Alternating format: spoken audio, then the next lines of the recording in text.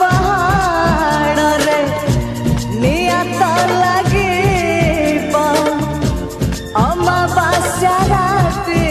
आज जन्मक पाएबा हुई मन कोटी हवा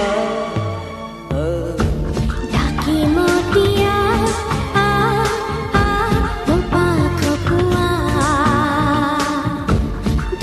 mo